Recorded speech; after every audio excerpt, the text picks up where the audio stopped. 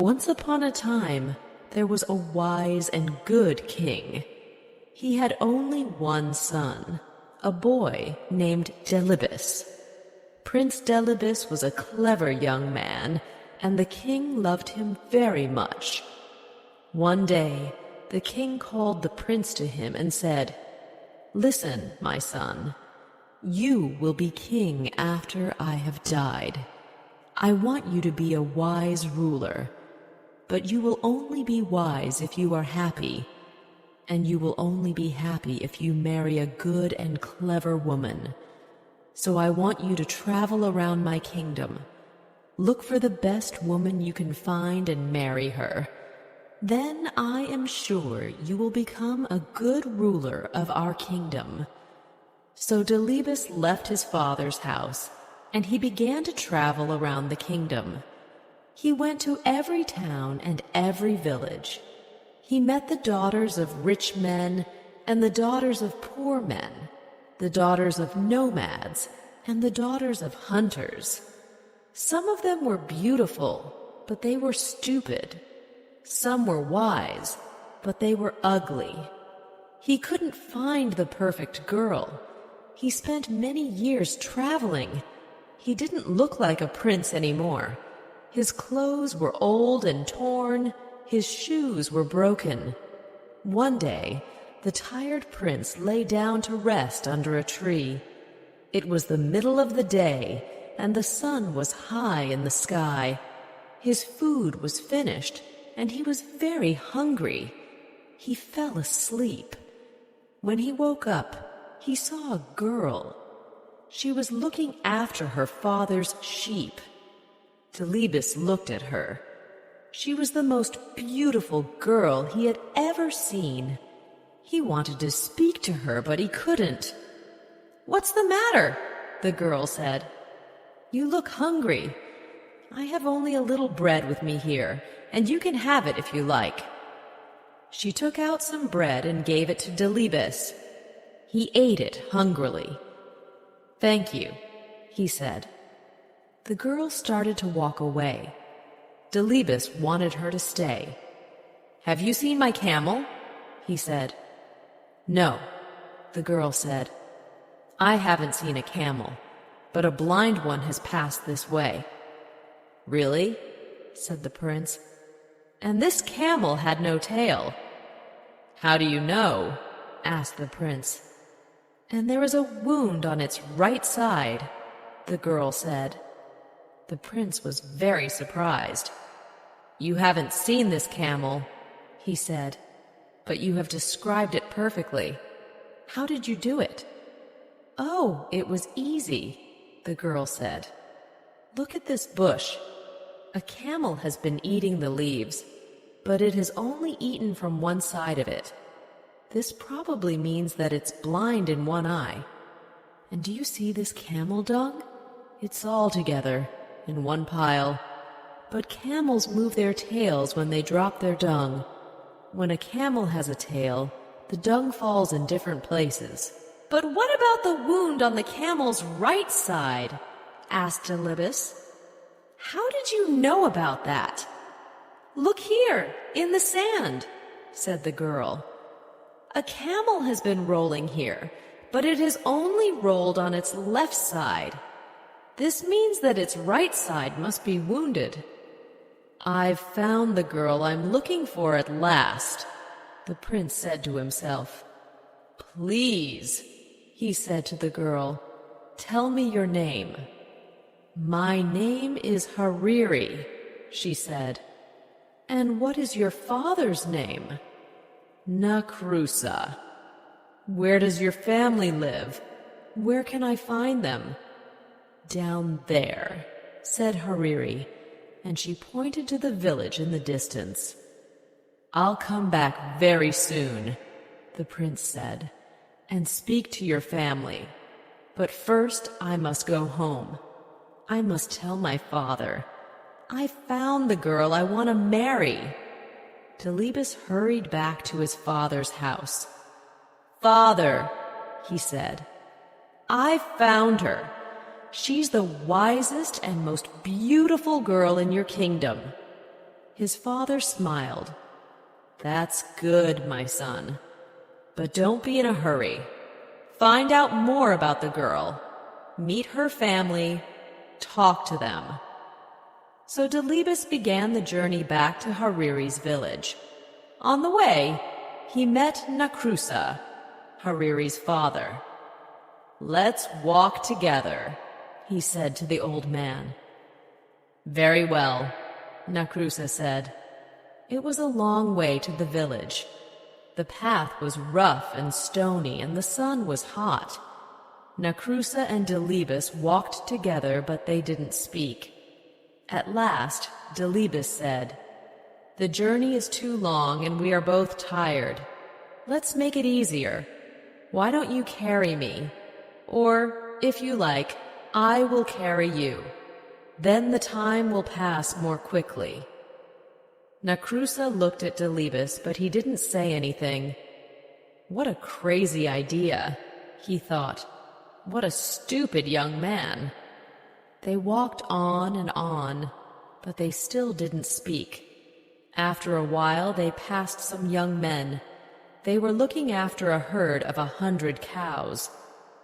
"Old man," said the prince, "who do these cows belong to?"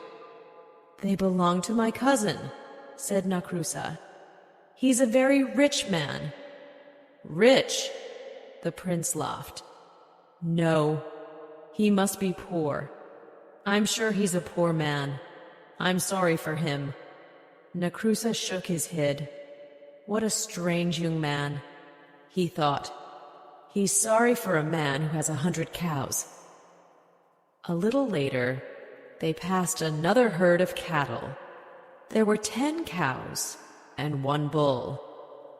"Whose cattle are these?" Delibes asked. "Oh, they belong to my neighbor," said Nakrusa. "He's only a poor man." "Poor?" said the prince. "I don't think so. I think he's rich.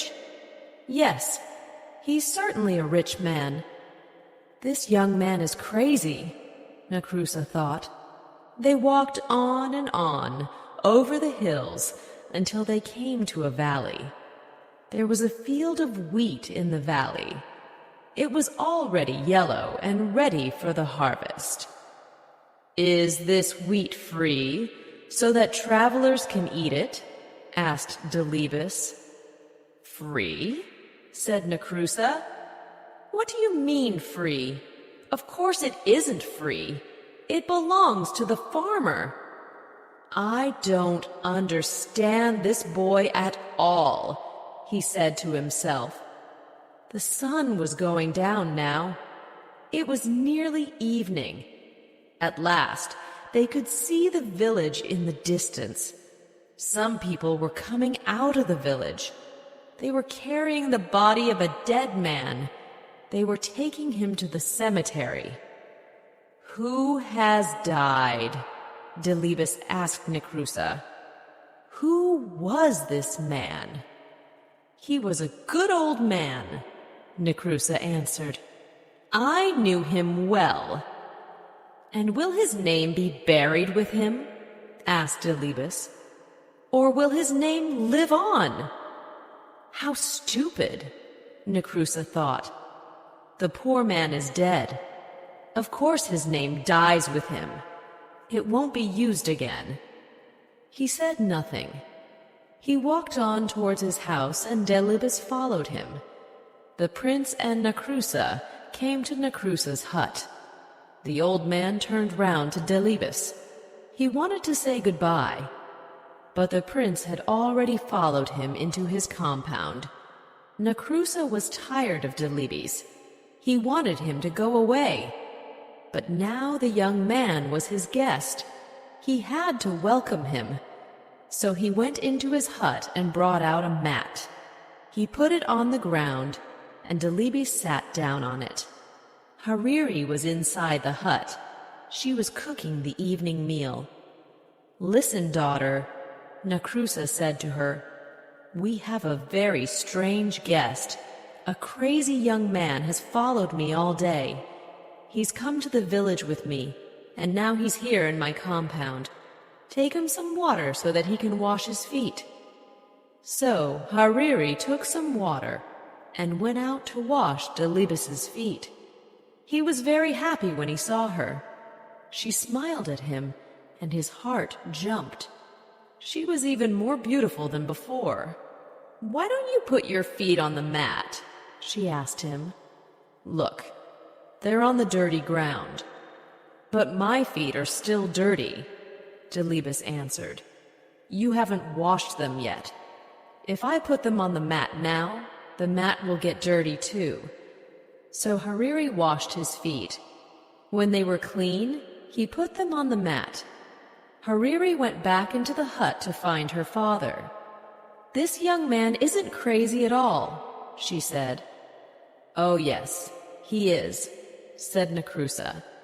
"Do you know what he said to me on the road?"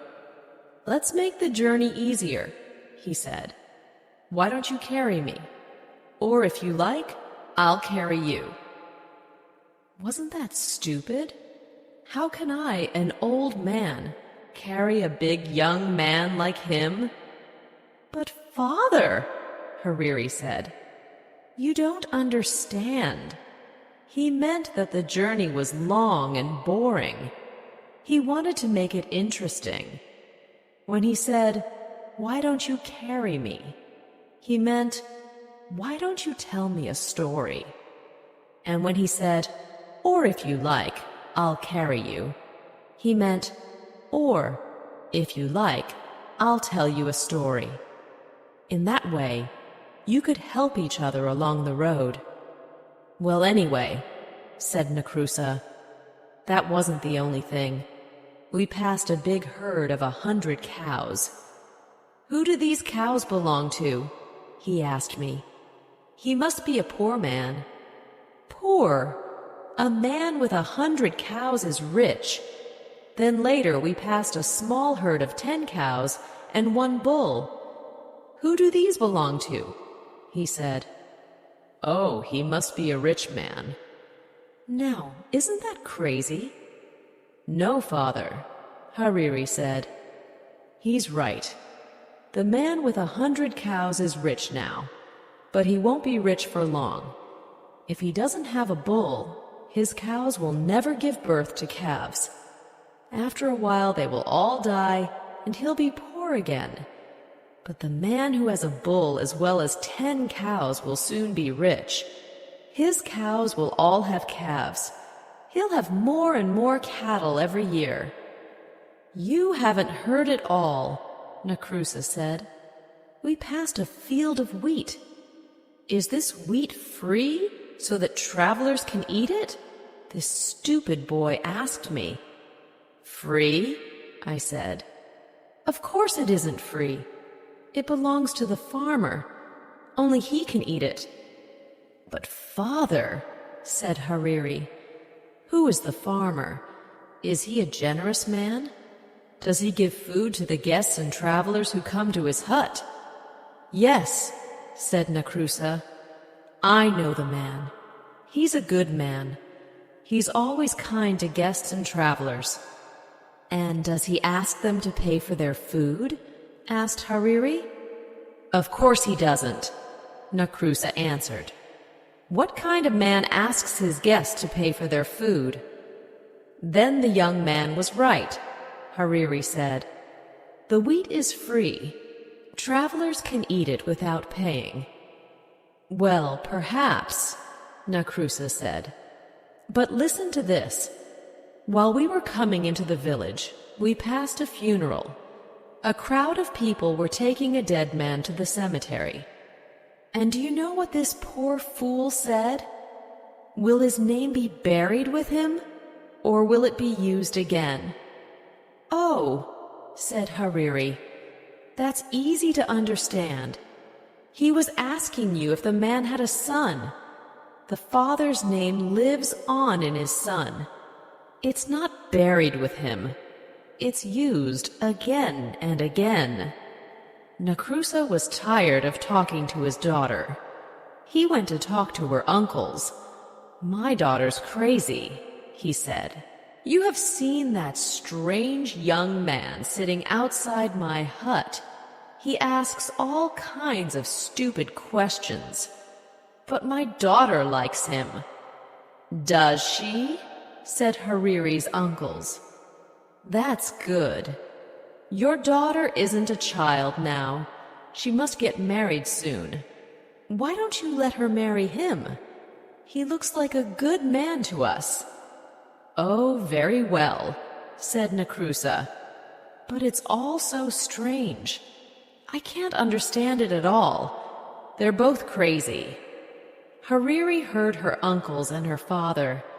She was very happy. "He's so handsome," she said to herself, "and so clever.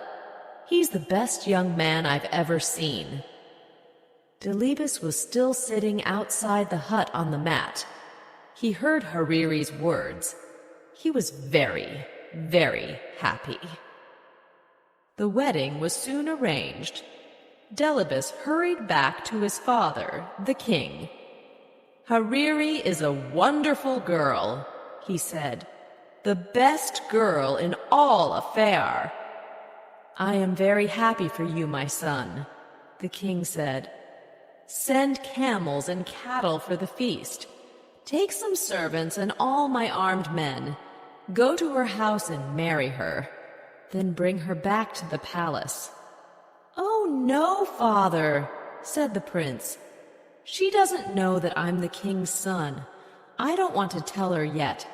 I won't take any armed men with me. When I go to her house, I'll take only one servant. She'll think I'm a poor man. If she marries me, I'll know she really loves me." The king smiled.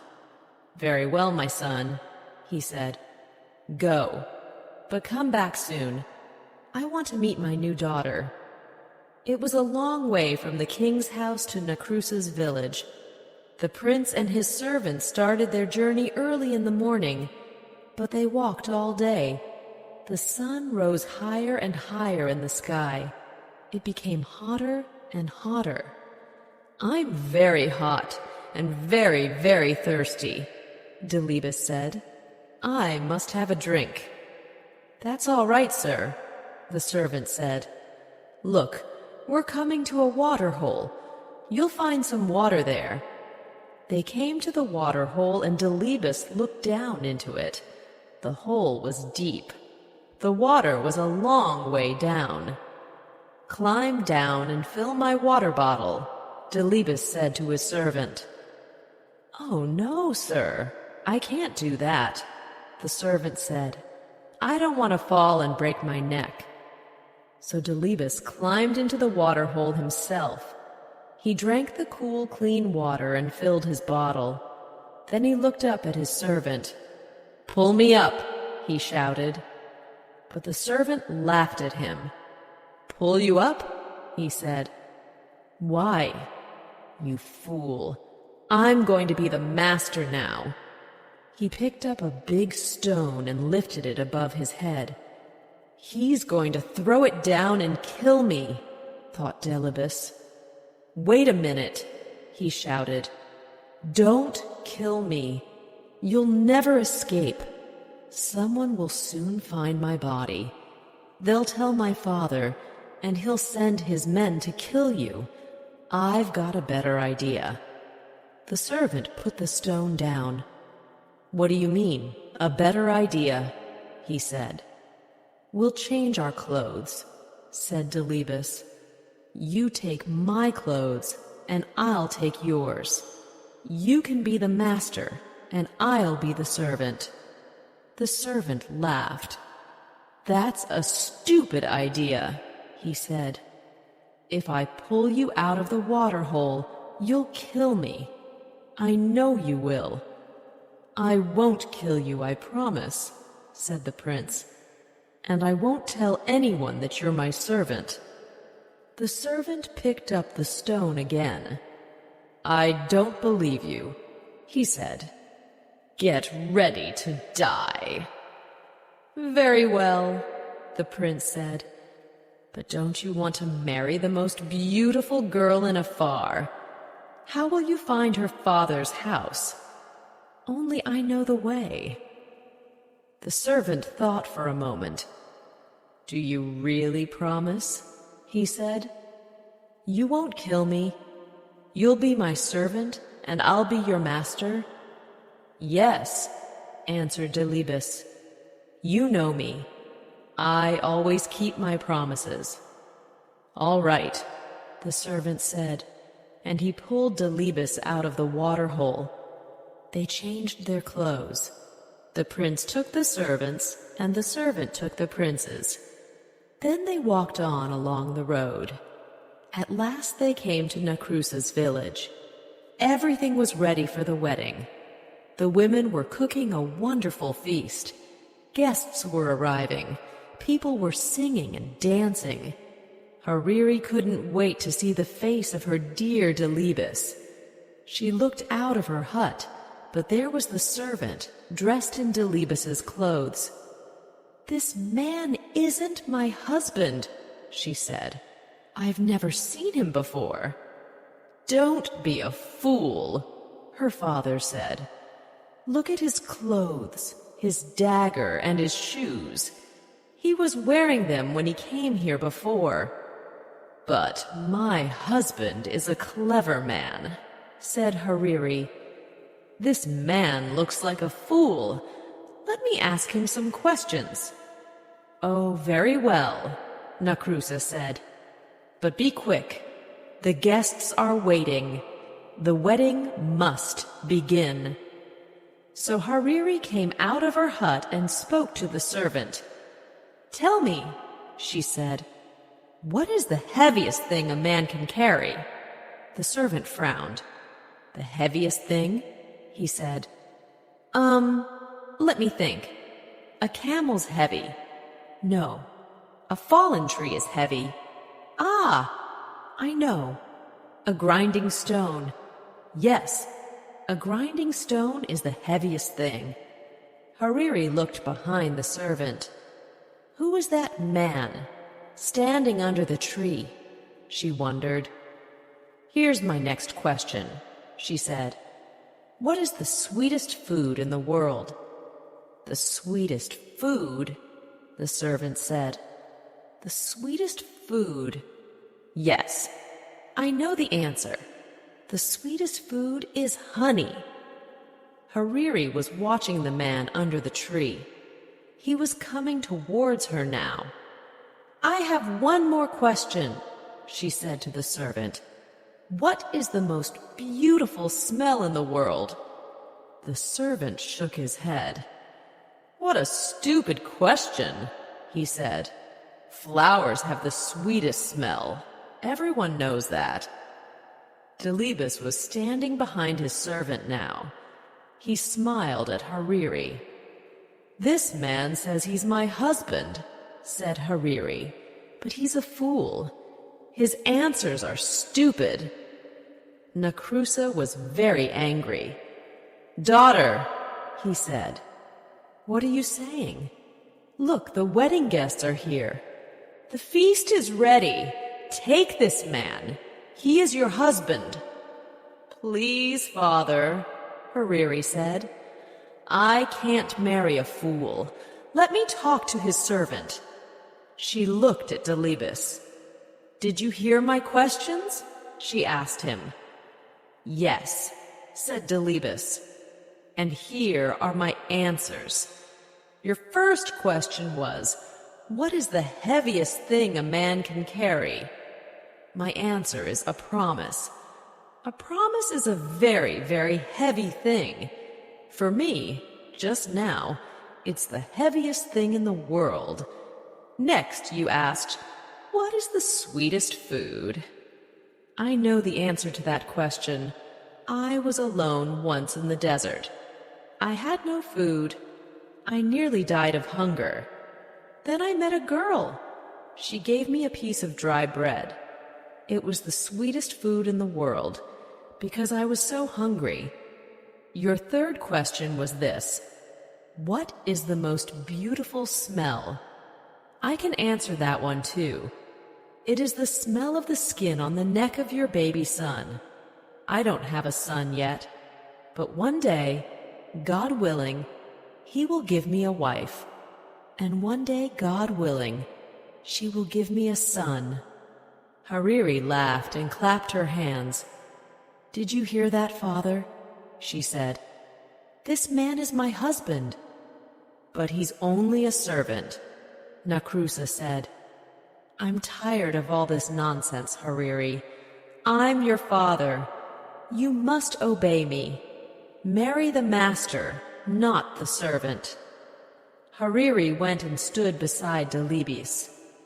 "Master or servant, this is the man I will marry," she said. The servant was frightened when he heard this. He fell down on his knees. "Oh, please, please forgive me," he said to Delibes. "I was a fool. Don't tell the king, your father." "The king? Your father is the king?" Nakrusa said to Delibes. "My dear boy, this is wonderful. Hariri, my child, you are right, of course. This is the right man for you. I always knew you were a clever girl. You're going to marry a prince. Where are the singers? Is the food ready? Let the marriage begin." The wedding was a happy one. Everyone ate and sang and danced. Only Delibes' servant wasn't happy. He went out of Nakrusa's compound and ran away. They never saw him again. The next day, Delibes and Hariri began the journey back to the king's house. Everyone there was very happy to see them. The king liked his daughter-in-law at once. "My son, you have chosen well," he said to Delibes. "Now I know that one day you will be a wise and happy ruler." After a year, Hariri had a son. Delibes was very happy. He took his son in his arms. He smelled the skin on the baby's neck. It was the sweetest smell in the world for him. Hariri smiled at him. "I have given you a son," she said. "Now I want you to give me a promise." "Yes, of course," said Delibes. "What is it?"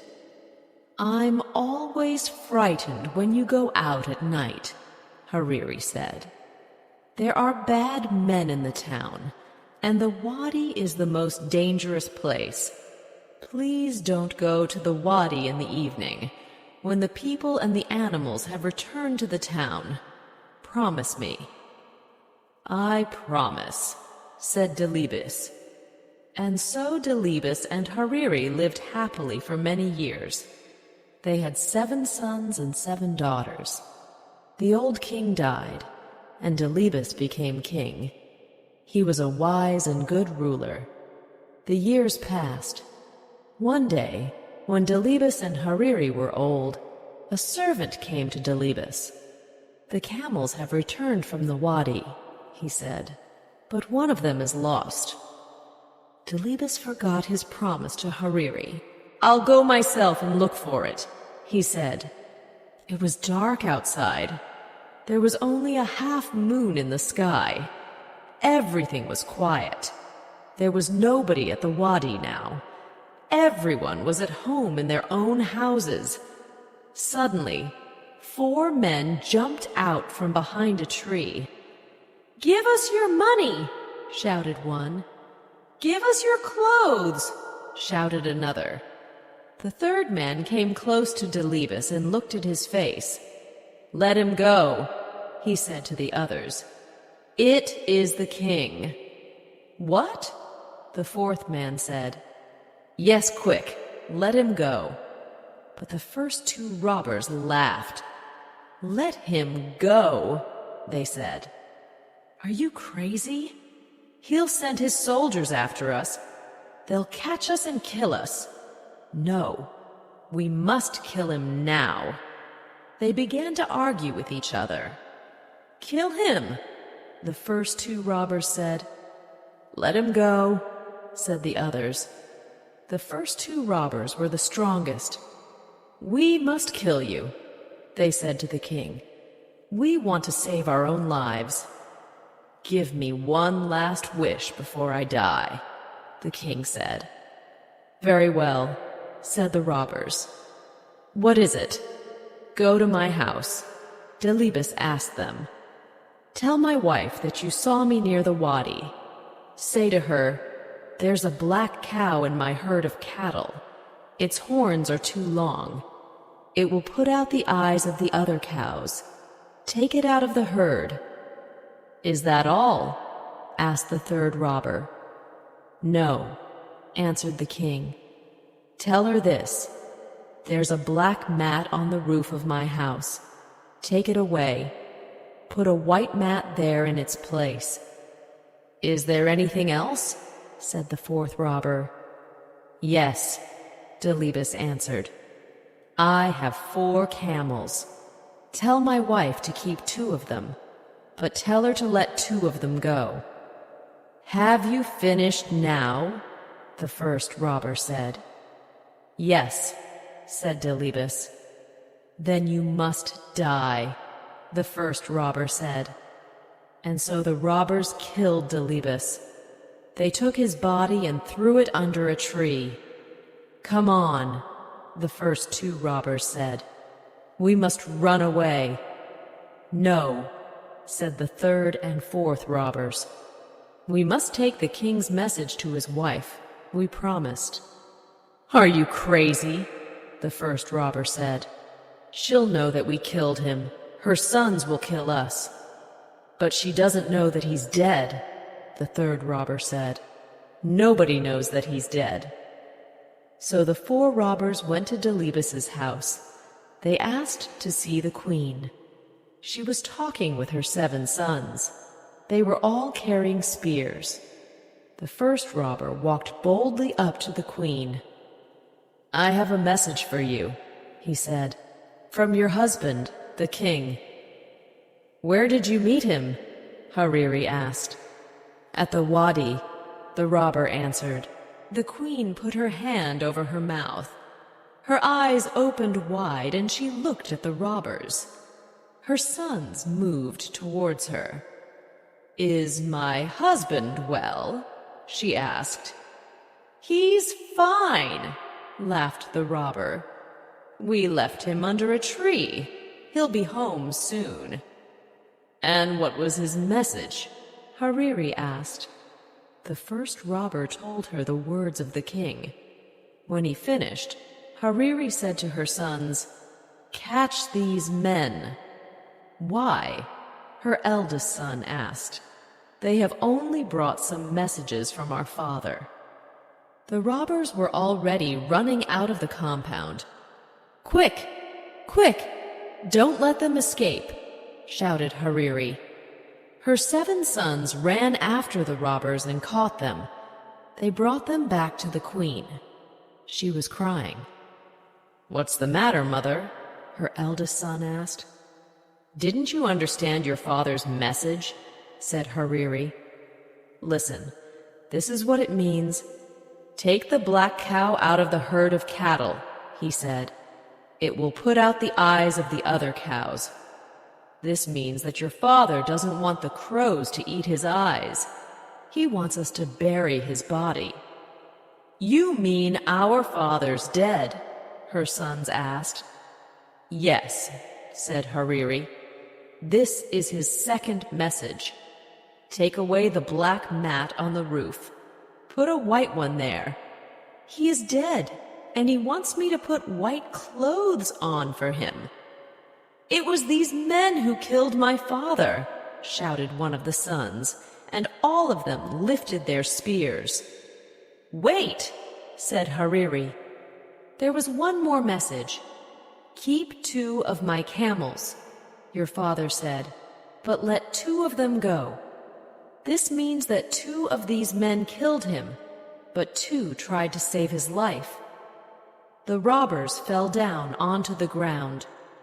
"You know everything," the first robber said. "You're right. It was my friend and I who killed the king. these two men tried to save him. "Kill the murderers!" shouted the brothers, and they killed the first two robbers with their spears and daggers. Then the third and fourth robbers took Hariri and her sons to the wadi. They found the body of Delibes and brought him home. Hariri put on white clothes, and her sons buried their father. "He was a great king," all the people said. Why? Because he was married to a good and clever woman.